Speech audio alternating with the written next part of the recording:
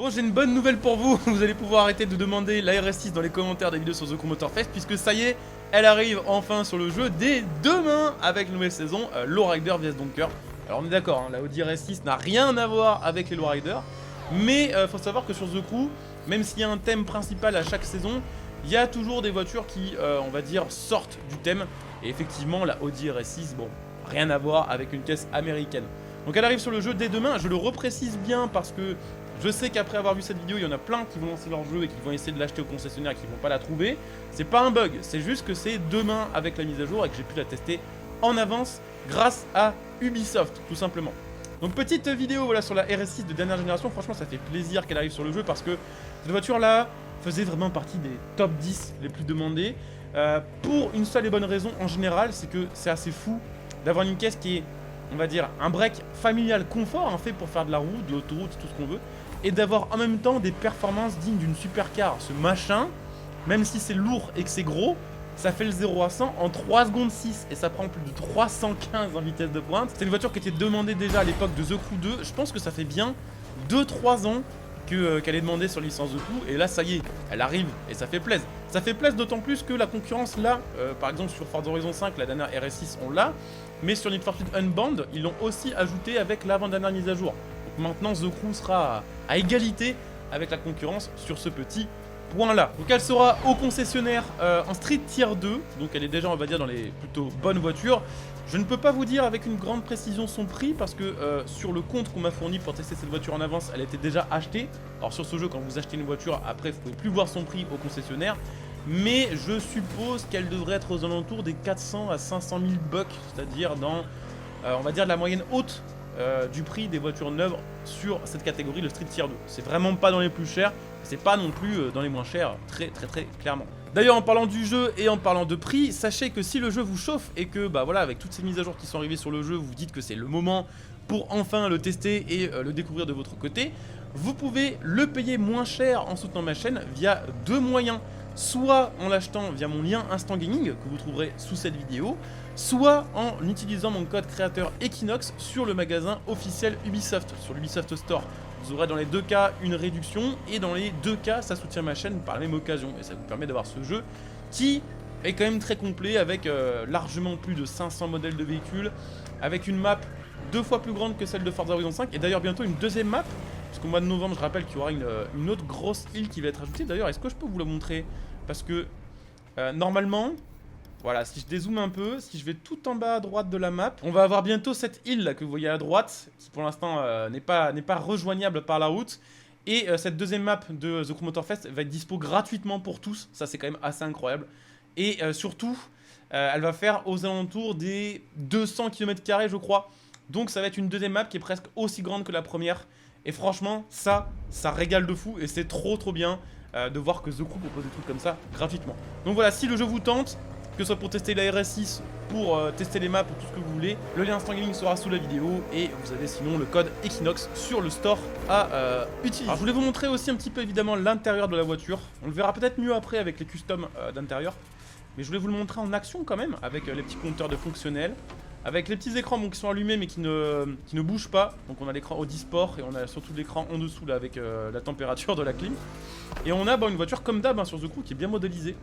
Avec petit intérieur carbone, liseré rouge, les petits logos Quattro, les petits rappels Audi Sport. Et évidemment les petits sièges arrière aussi qui sont modélisés et qu'on peut voir en conduisant. Est-ce que c'est vraiment confortable une RS6? Est-ce qu'il y a des gens dans les commentaires ici qui roulent IRL en RS6 et qui peuvent dire si c'est confortable ou pas? Sur les sièges, on dirait des sièges genre de supercar, ça a l'air d'être rigide à mort. Et est-ce que vraiment, genre partir en vacances avec une RS6, on ne voit pas les kilomètres passer? Je me pose cette question. Voilà, s'il y en a qui en ont une ici, ou qui ont eu l'occasion de poser leur cul dans une RS6, je suis chaud de savoir un peu ce que ça vaut à ce niveau-là. Le son est cool, l'intérieur et l'extérieur sont bien modélisés. La voiture a une conduite plutôt sympa, même si bon, elle reste un peu lourde, c'est ce que je disais en début de vidéo. Ça fait 2 tonnes, c'est une 4 roues motrices et c'est une Audi. Donc autant côté accélération et côté ligne droite, c'est extrêmement vénère. Autant en virage, ça sous-vire un peu et le freinage est pas excellent. Après, je pense que c'est aussi un petit coup de main à prendre, voilà, prendre l'habitude de rouler cette voiture-là. Mais ouais, c'est pas la plus agile, très clairement. Elle est cool à conduire. Elle est cool parce que c'est une RS6 et elle est cool parce que sur cette map là, Il y a vraiment beaucoup de routes à parcourir et beaucoup d'endroits à découvrir en mode balade. Et franchement, la RS6 pour ce genre de gameplay, c'est parfait, tout simplement. Donc ça, c'était un petit gameplay d'origine. Je vous le disais, on va aller aussi checker les améliorations. Je voudrais bien faire une petite pointe de vitesse, mais il n'y a pas trop de route à pointe de vitesse ici. Histoire de vous montrer qu'on dépasse bien quand même les 300 km/h. Ah, elle sonne vraiment bien. Hein. Vraiment, sur Zoku Motorfest, je sais que je le dis, je pense, à chaque fois que je lance le jeu. Parce que je le lance pas forcément super régulièrement ces derniers temps. Du coup, à chaque fois que je reviens dessus, je suis en mode, je redécouvre plein de trucs. Il y a des trucs trop cool quand même, c'est vrai. C'est le sound design des voitures. Hein. Ça sonne bien de fou. Et ça, c'est vraiment exceptionnel. Tous les jeux ne font pas aussi bien. On prend 297. Mais on était presque au bout du bout, je pense qu'avec la Nitro, elle prend 320 quoi. On va aller du coup, la custom, on va juste abandonner l'épreuve là. Petite custom dispo. Alors sachez que sur le jeu, il y aura évidemment d'autres voitures avec cette saison-là. Je sais pas lesquelles autres je testerai en vidéo. Sachez quand même que il y a pas mal de choses, dont une RS6 Yanimize Edition. Yanimize, c'est un YouTuber qui fait de la custom de voitures IRL. Il fait pas spécialement de gameplay de jeu de course. Mais il est en partenariat avec pas avec TDU, bah TDU aussi d'ailleurs, c'est pour ça que je pense à ça. Mais avec The Crew du coup pour ce Motorfest. Alors, customisé, on va regarder les couleurs, même si en vrai rouge elle est vraiment cool. Bleu aussi. Hein. Bleu aussi. De toute façon j'ai envie de dire, putain en vert elle tue aussi d'ailleurs. Peut-être partir sur du vert histoire de changer un peu. Parce que tout le monde la met rouge ou bleu en général. Alors, équipement visuel. Petit capot carbone, petit capot sport. Ok, on a un petit peu de choix. En vrai, celui-là, il aurait été parfait, je trouve, sans la petite prise d'air sur le côté. Mais, il en faut pour tous les goûts. En vrai, il me chauffe bien quand même, celui-là. Hein. En le mettant en carbone, ça fait peut-être un peu too much. Mais comme ça, pourquoi pas. Petit pare-choc avant, donc avec modification des feux, avec modification des prises d'air. Waouh.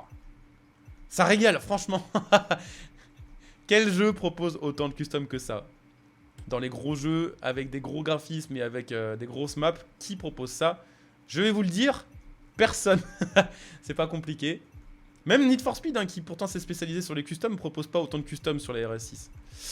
J'avoue que j'aime bien pas mal de choses en fait. Ça, je trouve que c'est un peu trop. Mais en vrai, cette voiture, c'est un peu trop. C'est sa définition d'être un peu trop. Donc en vrai, pourquoi se prendre la tête? Je regarde un peu. Ouais, lui, il est cool avec le petit liseré rouge quand même. Mais rouge et vert, ça fait chelou. Peut-être qu'on changera la peinture de la voiture après. Pour que ça rende un peu moins chelou. Alors ça, par contre... Ah, en vrai... Ah, je sais pas, hein. Parce que du coup, ça permet d'avoir la même largeur et de terminer avec le bas, justement, du pare-choc. Alors par contre, ça devient un putain de char d'assaut. Elle est gigantesque. Des petites jantes Audi, d'ailleurs, il y en a plusieurs modèles. Celles de base sont cool en soi. Je pense que je vais laisser celles de base. Je voudrais... un truc sur ce jeu, quand même avec les prochaines mises à jour, rajouter la possibilité SVP si vous entendez cette vidéo et que vous travaillez chez Ivory Tower, rajoutez s'il vous plaît la possibilité de switch un équipement de voiture sans que ça enlève l'overview. Parce que là du coup à chaque fois que je veux changer de pièce et retourner en mode overview, il faut que je rappuie sur la touche. Et du coup ça fait des mouvements de caméra relous, voilà. Mais bon, moi de toute façon les jantes je vais laisser de base en fait. Les étriers, on va laisser rouge parce que de toute façon on va partir du point de vue qu'on va peut-être pas la laisser rouge. Petit rétro, carbone, gris ou noir. Non, pardon, noir, gris ou carbone, ok. On a des petits bas de caisse, donc pareil avec la suite de la ligne. Ah ouais, mais attendez, c'est chelou ça. C'est chelou d'avoir le bas de caisse en noir et d'avoir le pare-choc en vert au niveau du bas. Ouais. Ah, après ça marche aussi, ça, en vrai, j'ai envie de dire, ça match. On va mettre les ailes larges à l'arrière, évidemment. Petit aileron. Ou peu, ouais, moyen petit. L'aileron de base est cool en soi, hein, je pense qu'on va pas le toucher. Et pour l'arrière, oh là là, l'abus. L'abus est complet. Je sais pas si là-dedans il y a des pièces semi-officielles, genre Performance Plus ou un truc comme ça. Je pense pas, hein. Pour moi ça m'a l'air d'être du full Ivory Tower. Ah, il y a des trucs sympas. Ça c'est cool aussi, j'aime bien, ça permet de garder le... Et ça aussi c'est sympa en soi, les pare-chocs customisés comme ça sont pas horribles.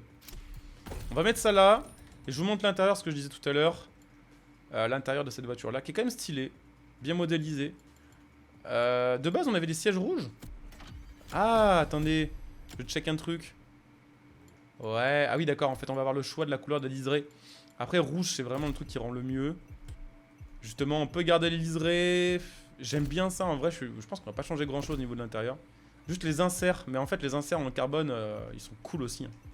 Donc en vrai la config de base était parfaite. Donc je vais regarder pour me faire une config qui me plairait vraiment, parce que là il y a des trucs qui collent pas trop. Et on se retrouve pour tester ça dans quelques instants. Alors évidemment, on va l'améliorer, puisqu'on est aussi là pour ça, pour voir un petit peu ce qu'elle a dans le ventre avec les améliorations. Et ça nous donne 1100 chevaux. Ok, 1100 chevaux, 2080 kg, 360 la VMAX. Nice. Et en vrai, il y a des plutôt bonnes stats, hein. Il n'y a pas de trucs qui sont vraiment trop derrière le reste. Enfin, bon, effectivement, les jets latéraux sont un peu en dessous. Mais on a vu des voitures avec des beaucoup plus gros écarts que ça. Donc apparemment, le freinage, elle est dans le top de fou. Vitesse, elle est bien. Accélération, elle est bien aussi. Et G latéraux, c'est pas ouf. Mais en Street Tier 2, de toute façon, il n'y a jamais des voitures qui ont 2 en G latéraux non plus, quoi. Donc on va se tester ça. On va se lancer une petite épreuve ou un truc pour la tester. Je vous montre quand même ma custom finale. Enfin, ma custom à moi, perso, que j'ai fait. En vert, vraiment, je trouve qu'elle était magnifique. Mais vert avec les liserés rouges, c'était un peu chelou. En tout cas pour l'extérieur. Et puis bah vraiment le kit large, c'était trop large. La voiture déjà de base, elle est bien large, sa mère. Et là, je trouve qu'elle est vraiment bien comme ça. D'ailleurs, dommage hein, que... putain, le son ralentit. Dommage que Audi ne propose plus la RS6 en version de berline. Ils l'ont fait, là, du temps de la RS6 V10. Et enfin, de toutes les RS6 au final, sauf celle-ci. Il l'a proposé en... Ah, peut-être la C7 aussi, j'ai un petit doute. Bah non, parce que la C7, c'est celle avec le V10, justement. J'ai un petit doute. Je suis pas en train de mélanger les noms, là, non, pourtant. Bah je sais plus, mais en tout cas je sais qu'il y a eu des versions berline de la RS6 et que c'était cool aussi. Notamment parce qu'à l'époque, il y avait encore moins de différence, on va dire, esthétique entre les A6 et les RS6. Il y avait des jantes un peu modifiées, il y avait 2-3 trucs qui changeaient un peu. Mais globalement, elles se ressemblaient quand même beaucoup. Et du coup, bah, c'était facile d'en faire vraiment, comment dit-on, un slipper, on va dire ça comme ça. Puisque là maintenant une RS6 moderne, ça se voit que c'est pas une caisse normale. La RS6 de l'époque c'était le moins le cas. Et d'ailleurs pour info, la RS6 c'est fini, hein. Ça c'est un truc qui fait un peu mal au cul. Mais Audi ne renouvelle plus ce modèle, enfin tel qu'on l'a connu, c'est-à-dire que de ce que j'ai compris, ils sont en train de changer la gamme Audi là, à partir des prochaines années qui arrivent. Et dans ce qui va changer, il y a l'appellation des modèles et notamment la RS6 telle qu'on la connaît. En fait, ça va devenir la RS5. Donc la RS5 va reprendre le concept avant-break chelou, avec un gros moteur en V8, ce qui n'a aucun sens. Puisque là, la RS5 actuelle, c'est ni, ni un break, ni un V8. Là, c'est un V6 de 8.9, je crois. Et la RS6, comme ça, je crois avoir compris que ça va devenir une ELEC, en gros. Donc à voir si ça va marcher parce que Audi, comme plein de marques, hein, d'ailleurs j'en parle sur ma chaîne secondaire, je parle assez souvent d'actu auto, de vrai actu auto. Et sur ma chaîne secondaire, je parlais du fait que Audi revenait en arrière pas mal sur leur projet sur la voiture électrique. Parce qu'ils en vendent pas bien et parce qu'ils se rendent compte que pour l'instant, ce genre de caisse là, ça marche parce que c'est des V8, parce que c'est des gros moteurs, parce que ça fait un gros bruit, parce qu'il y a le pop and bang. et ça marche pas parce qu'en électrique, c'est pas les mêmes sensations et que ça matche pas, tout simplement. Donc on verra, ils reviendront peut-être là-dessus. En tout cas, ce qu'il faut savoir, c'est que la RS6 deviendra la RS5, si j'ai bien compris. Et en vrai, je trouve que c'est un move de Golemont, parce que la RS6, elle avait vraiment, genre le nom RS6, vous savez vraiment ce que c'est, ou est-ce que je veux dire. Genre c'était l'image de marque de cette voiture-là. Et je pense qu'ils auraient dû faire ça peut-être avec la RS4, je sais pas, la RS4 a des côtés aussi. Ou la RS5 justement, la RS5 ça existe depuis moins longtemps que la RS4 et la RS6. Ils auraient dû switch comme ça, mais bon. En vrai elle tourne giga bien, je m'attendais à ce que ce soit une semi-saucisse avec les améliorations. Elle tourne, en fait, elle tourne bien mais pas toujours. Globalement elle tourne bien, c'est juste que je suis arrivé un peu fort, j'ai voulu la tester dans ses limites. Et elle est cool à conduire, elle est rapide. On va peut-être pas faire un chrono fabuleux parce que bon, on n'était pas forcément focus là-dessus. Mais ça tourne bien, le freinage est ok, l'accélération est excellente et la VMAX pour une Street Tier 2 est très bonne. Parce que là on a mangé 360 je crois, avec la nitro sans forcer vraiment. Donc ça fait plaisir, voilà, histoire de relancer un peu ce Motor Fest. Je serai en live d'ailleurs dessus ce soir si tout se passe bien, je vais farmer un peu l'argent sur ce jeu là histoire de pouvoir me payer les caisses sur mon compte principal. Donc n'hésitez pas à venir me follow sur Twitch pour les prochains lives. Vous trouvez mon Twitch sous cette vidéo, vous pouvez venir follow, vous pouvez prime. Faut évidemment laisser un petit commentaire sous cette vidéo pour me donner votre avis sur la RS6 et sur cet ajout, mais je pense qu'honnêtement il fera plaisir à tout le monde. Vous pouvez aussi bien sûr laisser un petit like à cette vidéo pour améliorer son référencement. Et puis bah, écoutez, moi de mon côté, je pense que j'ai fait le tour de cette voiture là. Vraiment, c'est un ajout validé, elle est cool, il y avait une hype et elle est bien à conduire. Donc voilà, même si c'est pas la meilleure, elle est sympa. J'espère que la vidéo vous aura plu, on se retrouve très bientôt pour une nouvelle vidéo. En attendant, portez-vous bien, bonjour à tous, ciao.